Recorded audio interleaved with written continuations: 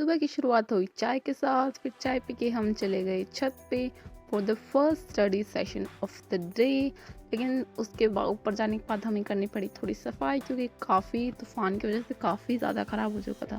तो फिर सफाई करने के बाद हम बैठ गए, थोड़ा सा भगवान को याद किया और फिर हम बैठ गए हम पढ़ाई करने।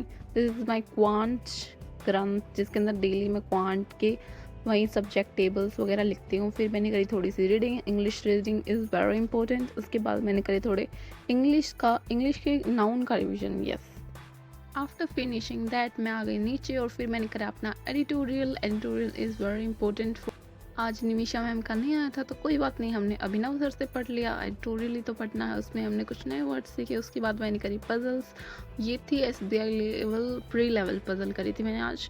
मैंने देख लेते हैं प्री में कैसा हाल है हमारा, और ठीक ठाक हो गया। मेरे ख्याल से टाइम में हो गए थे, हो जाएगा प्री लेवल पजल। तो अभी मीन्स पे देखते हैं क्या।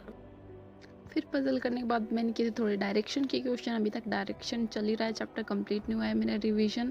सो डायरेक्शन के क्वेश्चन करने के बाद आ गई मैं बाहर अपनी क्वांट के फर्स्ट स्टडी सेशन के लिए। तो मैंने क्वांट में करे थे रेशियो के क्वेश्चंस। अभी रेशियो का रिवीजन चल रहा है मेरा, तो मैंने करे थोड़ा वन शॉट देखे और उससे क्वेश्चन करे फ़ोन से।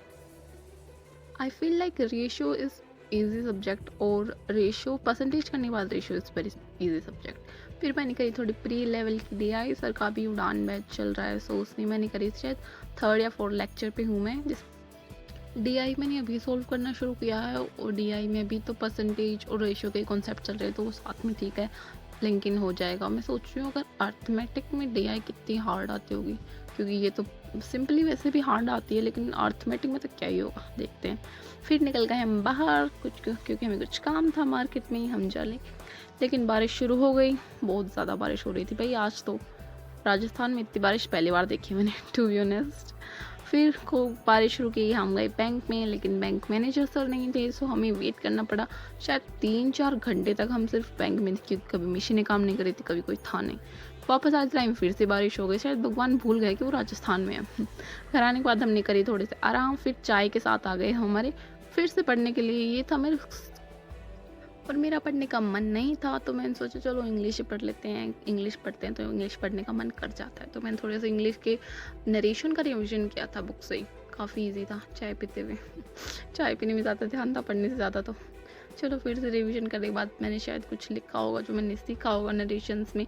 नरेशन और मैं डिफ्रेंशिएट करना भूल जाती हूँ भाई, पता थोड़ी सी कंफ्यूजिंग है। फिर मैंने काफ़ी टाइम ख़राब कर दिया बीच में, लेकिन फिर मैं रात को सोचा थोड़ी देर और पढ़।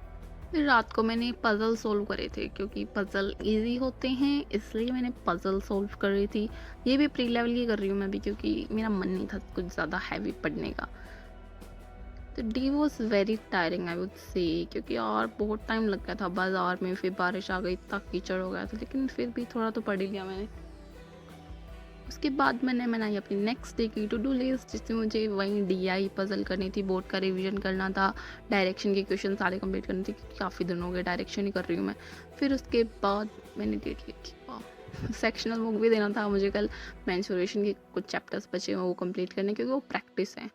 फॉर्मूलेज तो याद हो, फॉर्मूलाज वाह तो याद हो गए मुझे, लेकिन मुझे उनकी प्रैक्टिस करनी थी। Okay, that was it, thank you so much for watching.